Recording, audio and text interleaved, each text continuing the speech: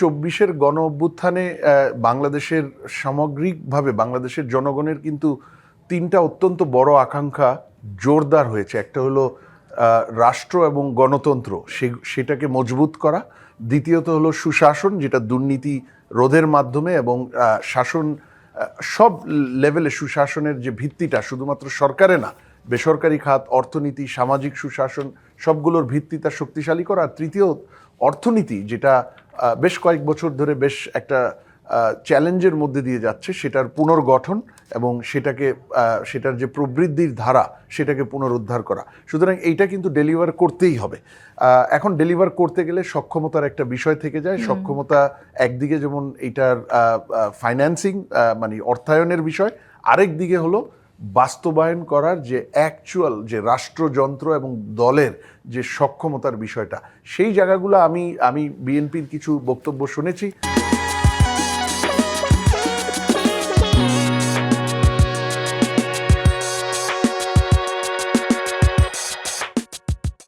তারা বলেছে তারা ফোকাস করছে, তো সেটা যদি আমি ধরে নেই তাহলে হয়তো তাদের প্রস্তুতি আছে।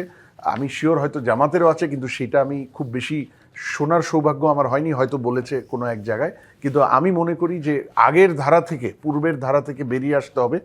ম্যানিফেস্টোকে একটা গাইডিং প্রিন্সিপাল হিসেবে সরকারের 5টা বছর ধরেই এইটাকে রেফার করতে হবে। ইশতেহার, যেটা আমি মনে করি একটু দেরিতে আসছে সবগুলো দলের থেকেই।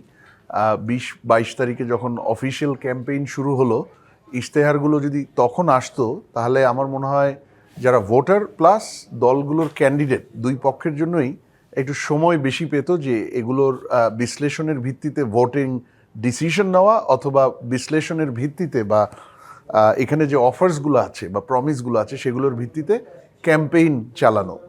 তারপরেও বেটার লেট দেন নেভার তো এসছে। এবং আমরা দেখছি যে মোটামুটি বিএনপি এবং জামাতের যে ম্যানিফেস্টো বা ইশতেহার, সেখানে হেডলাইন যে ইম্পর্টেন্ট ফ্যাক্টরসগুলো আছে, বাংলাদেশের রাষ্ট্র পুনর্গঠন, রাষ্ট্র ব্যবস্থার শক্তিশালীকরণ, অর্থনীতির পুনর্গঠন, সমতা আপনি যেটা বলছিলেন, এবং তার সাথে সাথে যুব উন্নয়ন এবং বিএনপির ক্ষেত্রে বিশেষ করে নারীদের ইকোনমিক পার্টিসিপেশন, এগুলো খুব হেডলাইন ইস্যুসগুলো মোটামুটি সেম। নারীদের বিষয়টা অবভিয়াসলি জামাতের ইশতেহারে সেইভাবে অত শক্তভাবে উঠে আসেনি, যদিও তারা সমতার কথা অনেক জায়গাতেই এনশিওর করেছে। এখন প্রশ্ন হলো পারবে নাকি। পারার ক্ষেত্রে দুটো বিষয় আমি একটু বলতে চাই। একটা হলো ফলো থ্রু বা সিরিয়াসনেস এই ম্যানিফেস্টোর ব্যাপারে, আরেকটা হলো সক্ষমতা।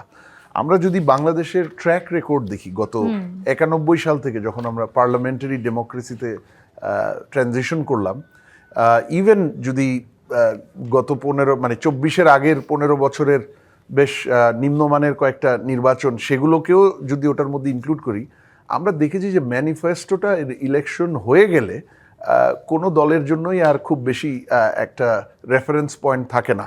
এটা কার্যক্রম, সরকারের কৌশল, সেগুলোতে খুব এফেক্টিভ কোনো ভূমিকা রাখে না। মাঝে মাঝে কিছু টার্মিনোলজিকে রেফার করে বা কিছু ধরেন বড় বড় শব্দচয়ন যেগুলো রেফার করে। এখন আমাদের যদি সেই ট্র্যাক রেকর্ডই আবার থেকে যায়, তাহলে এইটার বাস্তবায়নটা আমরা হয়তো খুব বেশি আশা করতে পারি না।